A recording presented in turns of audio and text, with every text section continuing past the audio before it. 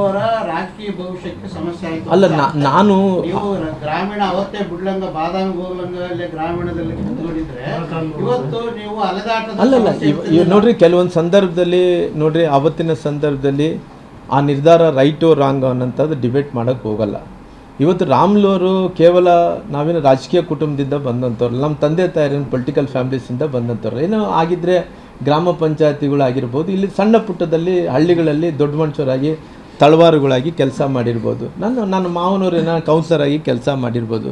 ರಾಮ್ಲೂರು ಕೇವಲ ಎಷ್ಟೋ ಮಂದಿ ನಾನು ರಾಜಕಾರಣಿಗಳು ನೋಡಿದ್ದೀನಿ, ಭಾಳಷ್ಟು ಮಂದಿ ದೊಡ್ಡವರಾಗಿದ್ದರಲ್ಲಿ ಅವ್ರ ಹೆಸರು ನೋಡಿದ್ರಿಂದ ಅಲ್ಲಿ ಲಿಮಿಟೆಡ್ ಆಗಿ ಬಳ್ಳಾರಿ ಜಿಲ್ಲೆಗೆ ಸೀಮಿತ ಆಗಿರ್ತಾರೆ. ಆದರೆ ರಾಮ್ಲೂರು ಕೇವಲ 30-25 ವರ್ಷಗಳ ರಾಜಕೀಯ ಜೀವನದಲ್ಲಿ ಇಡೀ ರಾಜ್ಯದಲ್ಲಿ ಕೂಡ ಎಲ್ಲ ವಿಧಾನಸಭಾ ಕ್ಷೇತ್ರಗಳಿಗೆ ಹತ್ತತ್ರ ಎಲ್ಲರೂ ಕೂಡ ರಾಮ್ಲು ಅಂದೇಳಿ ಬಾಯಲ್ಲಿ ಕರೀತಾರೆ ಅನ್ನೋಂಥ ಹೆಸರು ಗಳಿಸ್ಕೊಂಡಿದ್ದೇನೆಂದರೆ ನಾನು ಪಟ್ಟಂಥ ಕಷ್ಟನ.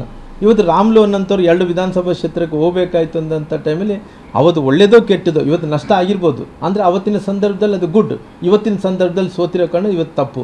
ಅಂದರೆ ಇವತ್ತು ರೈಟ್ ಟು ರಾಂಗ್ ಅನ್ನೋಂಥ ಡಿಬೇಟ್ ಮಾಡೋಕ್ಕೆ ಹೋಗೋಲ್ಲ. ನನಗೇನಾಗಿದೆ, ಪೊಲಿಟಿಕಲ್ ಆಗಿ ಇವತ್ತು ಮುಂದಿನ ದಿನಗಳಲ್ಲಿ ಇವತ್ತು ಕೇವಲ ರಾಮ್ಲೂರು ಇಲ್ಲ ಅಲ್ಲಿ ಆ ಕ್ಷೇತ್ರಕ್ಕೆ ಹೋದ್ರೆ ಅಲ್ಲಿ ನಿಲ್ತಾರನೋ, ಈ ಕ್ಷೇತ್ರಕ್ಕೆ ಹೋದರೆ ಅಲ್ಲಿ ನಿಲ್ತಾರೆ ಅನ್ನೋದಕ್ಕಿಂತ ಪಾರ್ಟಿ ಇವತ್ತು ಏನು ಕೆಲಸ ಇಲ್ಲ, ಸೋತಿದ್ದೀನಿ ರಾಜಕೀಯವಾಗಿ, ಸಂಘಟನೆ ಮಾಡ್ತೀನಿ, ಸಂಘಟನೆ ಮಾಡಿ ಮುಂದಕ್ಕೆ ನಾನು 1 ವರ್ಷ ಇದ್ದಂಥ ಟೈಮ್ 6 ತಿಂಗಳಿದ್ದಂಥ ಟೈಮಲ್ಲಿ ಎಲ್ಲಿ ಅವತ್ತಿನ ಸಂದರ್ಭದಲ್ಲಿ ಇವತ್ತು ಡಿಲಿಮಿಟೇಷನ್ ಕೂಡ ಆಗ್ತಾ ಇದೆ ಅನ್ನೋಂಥದ್ದಿದೆ, ಏನಾಗುತ್ತೆ ಅನ್ನೋ ತೀರ್ಮಾನವನ್ನು ತೊಗೊಳ್ಳೋಂಥ ಕೆಲಸ ಮಾಡ್ತೀನಿ.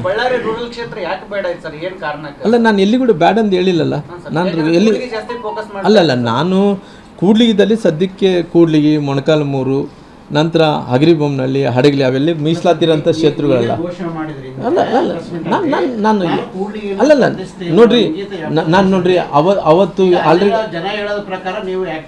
ನೋಡ್ರಿ, ಇವಾಗ ನೋಡ್ರಿ ಪಾರ್ಟಿ ವಿಚಾರದಲ್ಲಿ ನಾನು ಓಡಾಡಲೇಬೇಕು, ಓಡಾಡ್ತೀನಿ, ಅದರಲ್ಲಿ ಬೇರೆ ಪ್ರಶ್ನೆ ಇಲ್ಲ.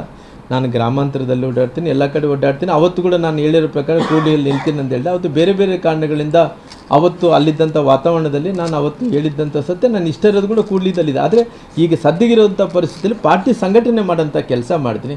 ಇವಾಗ ಯಾಕೆ 3 ಎಲ್ಲನಲ್ಲಿಂದು ನಾಳೆ ಈ ಸುಮಾರು ಈ ರಾಜ್ಯದಲ್ಲಿ ಡಿಲಿಮಿಟೇಷನ್ ಆದಂಥ 90 ಕ್ಷೇತ್ರ.